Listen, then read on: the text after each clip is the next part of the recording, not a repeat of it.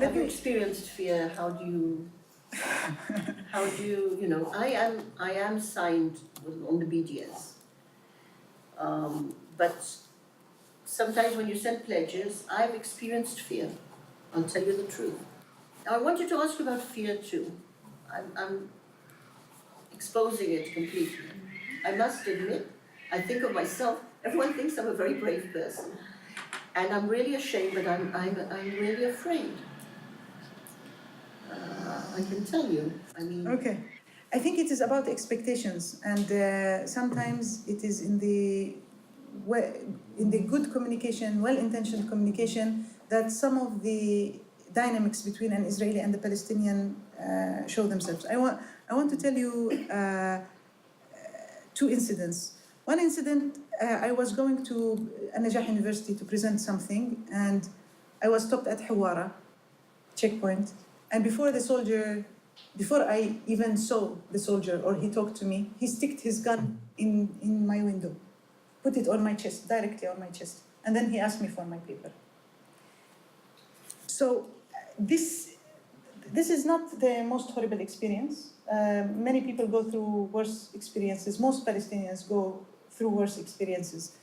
But these experiences make the threshold of fear for me different than yours, and some of the expressed Israeli fears, they are below my threshold.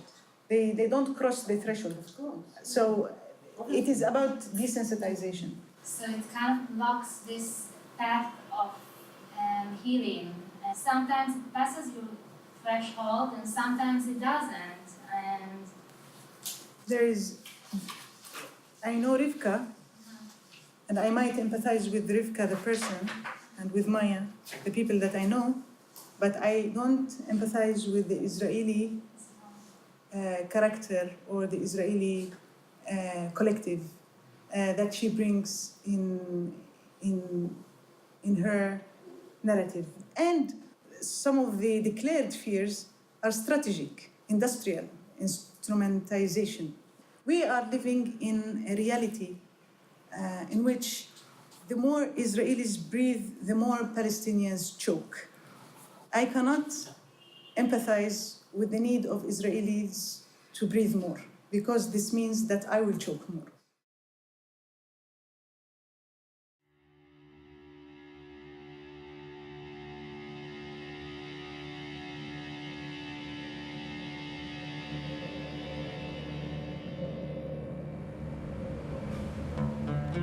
« 2007, je suis en train de terminer un film sur des engagements de femmes pour l'indépendance de l'Algérie. C'est dans ce contexte que je découvre les chroniques de cette Palestinienne, psychothérapeute et écrivaine, le docteur Sama Jabal. Elle parle des conséquences psychologiques d'un système d'oppression, l'occupation, pour mieux décoloniser l'esprit. À sa lecture, je visualise la Palestine comme jamais. Son écriture est pour moi cinématographique. Et surtout, j'ai le sentiment que son regard et ses analyses peuvent résonner bien au-delà de la Palestine, ou plutôt à partir de la Palestine. Ces chroniques m'ont donné une porte d'entrée sur une réalité complexe et m'ont conduite jusqu'à elle et son pays.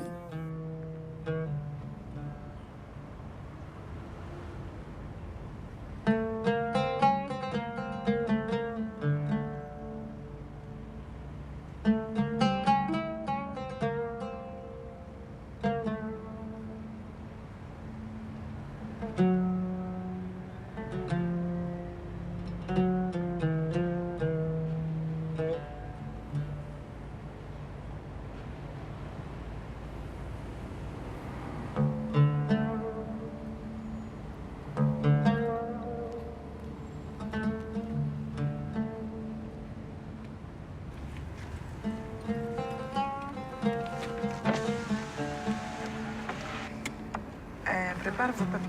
Ouais. Le passeport et le visa. Je prépare ça. Ça se voit pas le micro de Samah. Si, pour un... J'arrête de filmer là. Bientôt, oui. Elles vont regarder dans la voiture. Ils vont regarder dans la voiture. Ouais.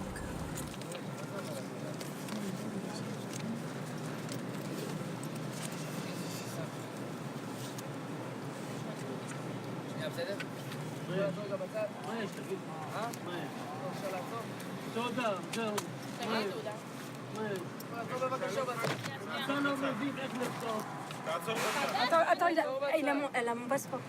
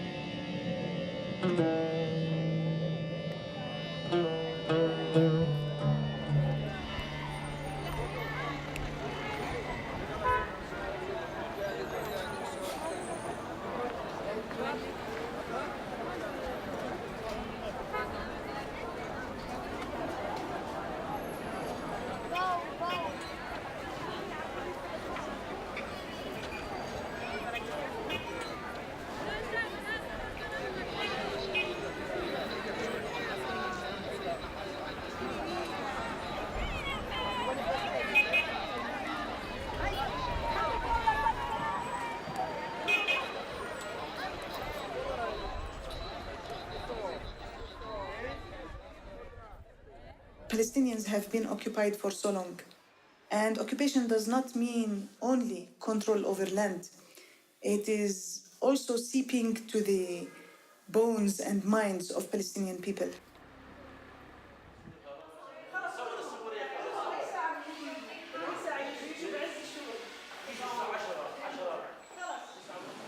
كتير كتير كتير تعبانة بعرفش لا أقوم ولا أقعد جسمي مرخرخ كلياته عياط طول اليوم عياط صار لي 8 أشهر. انت بتقولي الأعراض صار لها 8 أشهر، شو اللي حصل لك 8 أشهر؟ ابني يا دكتور شو مالك؟ مات قتلوه. مين مات؟ وانت شفتي أكثر من طبيب. يا دكتور بس ولا حدا سمع لي يعطوني الدواء عصبي جوزي. I am a psychiatrist, so I work with categorized disorders, people who are very sick. But I see that there is something hypocritic about caring for those who has got a label of schizophrenia, bipolar disorder, depression, and so on, and ignoring the everyday psychopathology of ordinary life in Palestine, which has not gotten any labels. Occupation and the Mind, June 2007. Ahmed, a 46-year-old man from Ramallah, was doing well until his last detention. This time, he could not tolerate the long incarceration in a tiny cell, with complete visual and auditory deprivation. First, he lost his orientation to time, then he became over-attentive to the movement of his gut and started thinking that he was artificial inside his body. Later, he developed paranoid thinking, started hearing voices and seeing people in his isolated cell. Today, Ahmed is out of detention, but still imprisoned by the idea that everyone is spying on him. If I want to just take my eyes out of the clinic and therapy room where I do most of my work, I see immense social suffering, and I see a very slow, pernicious process of incapacitating the Palestinian people and demoralizing them and manipulating their values and their beliefs.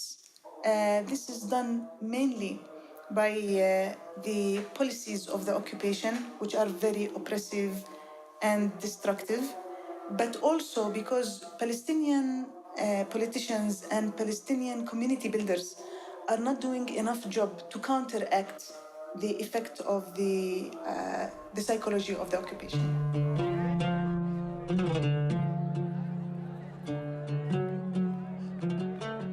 Dancing to different drummers, but dancing nevertheless. August 2007. When she learned her son had been martyred, my patient told me she started dancing like a slaughtered chicken. This was no metaphor, I learned, but a factual description of her behavior. Perhaps, in psychiatric terms, a dissociative reaction. But before I could ask her, why like a chicken? Why a slaughtered one? How was your son killed?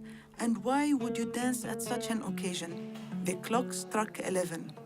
Time for the compulsory job action by health workers not being paid the salaries due to them because of the international boycott of our elected government.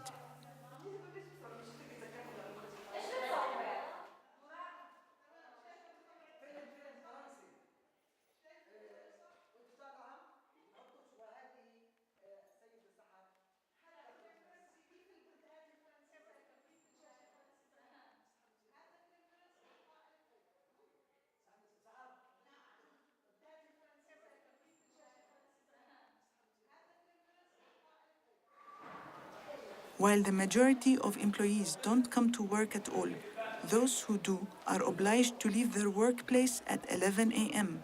when the building is closed. Thus, my patient and I were ushered out of the clinic with her wound just opened and my questions unanswered to wait our next appointment. As I left, I heard gossip that her son had been killed because he was suspected of collaborating with Israeli intelligence. Only my patient, however, can answer my questions.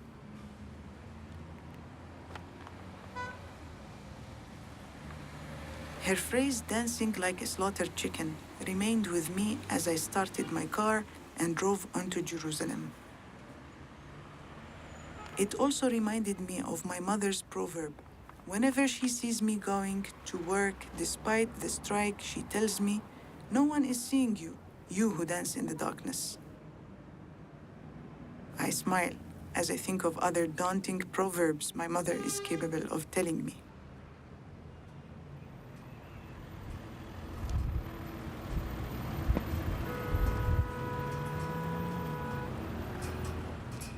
My musing is interrupted by my arrival at the duty-free-like Kalandia checkpoint outside Ramallah. In the midst of the stalled traffic, dusty wind, and bursting heat are people trying to make a living. I see children selling chewing gum and the Quranic verses of Al-Kursi for protection, men selling homemade za'atar, sunglasses, and sunshades for cars, among other items.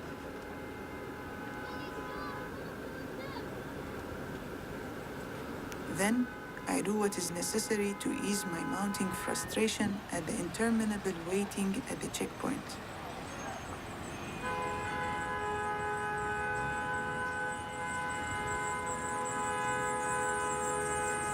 اعملوا لفة شوي بعد النسوان.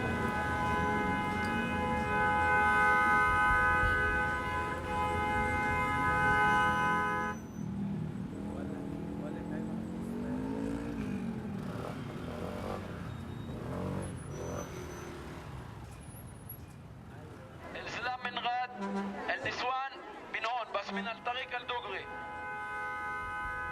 The struggle to develop identity while living under occupation, December 2007.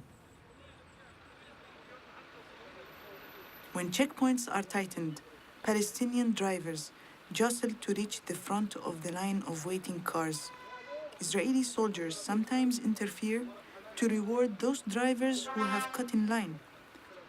While watching hour after hour pass by as I wait to move my car a few yards closer to the checkpoint, I feel as if it is my blood that is boiling, not the gasoline in my car.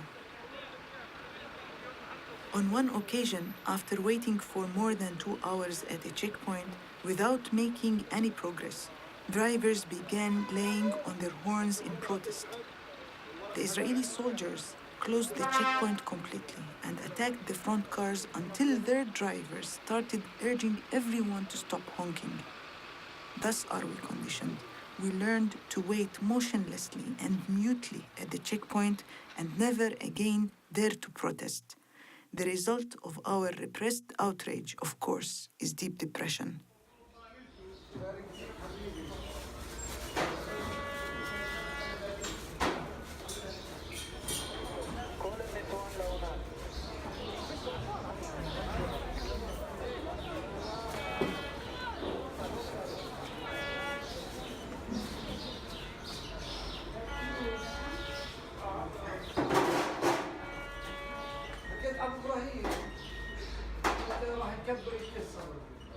L'État colonial a créé un système, si vous voulez, pour résumer, 4 catégories sociales importantes.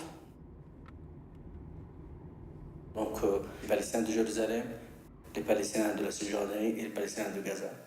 Ensuite, les Palestiniens d'Israël, ou de Country, comme nous souhaitons l'appeler, parce que ça veut dire que les Palestiniens qui ont resté chez eux après la création de l'État d'Israël, à partir de Nakba, ce qu'on appelle, ça veut dire la catastrophe.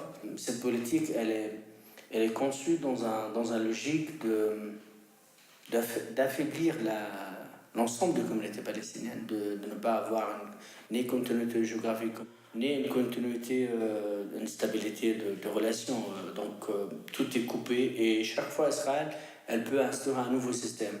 Par exemple, si on regarde les papiers officiels, on peut trouver 165 types de permis. Il y a des permis pour les médecins, il y a des permis pour les hommes d'affaires. Tu es en train d'évoquer des permis comme un peu des cartes de séjour temporaires à des gens qui sont chez eux. Tout à fait, tout à fait.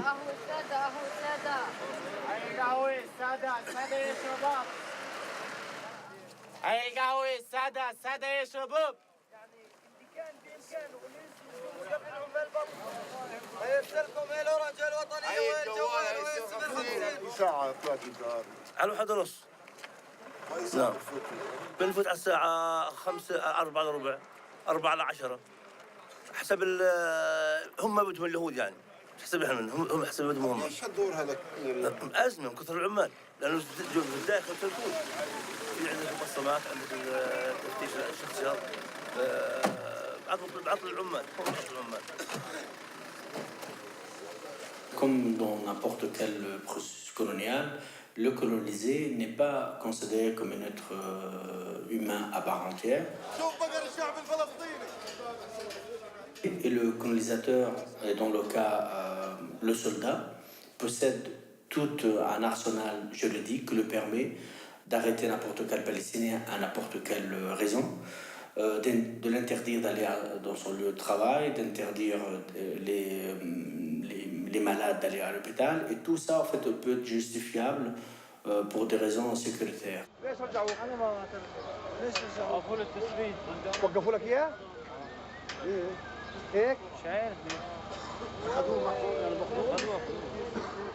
ne s'agit pas des cas isolés.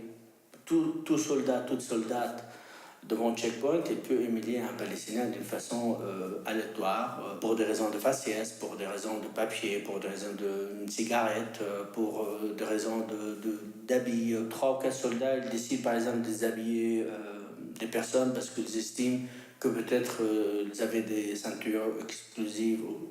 Tout est permis, quoi. Et c'est ce sentiment d'être regardé, filmé, enregistré, fouillé, humilié, rendent la vie insupportable en Palestine. Pour tout type de contrôle, on peut payer le prix puisqu'on est désarmé de toute institution qui peut faire recours au droit. اللي على شو اسمه هذول هم حديد هذول خذي لهم هذول اللي هيك اللي على العباية احكي له هذول شو البرد؟ اشلح البابوج يا حاج اشلح البابوج اشلح البابوج بابوجكي بيجي حطيه في المعاطة حطيه في المعاطة صار عمر بيتي بكون في حديد شبشبك يا حاج شبشبك ايش في حديد؟ Un Palestinien peut trouver la mort puisqu'un soldat, imaginez qu'il a un couteau. Donc cette violence, elle n'est pas du tout rare. C'est quelque chose instauré, institutionnalisé. Et la population palestinienne vit ça depuis depuis la création de l'État d'Israël.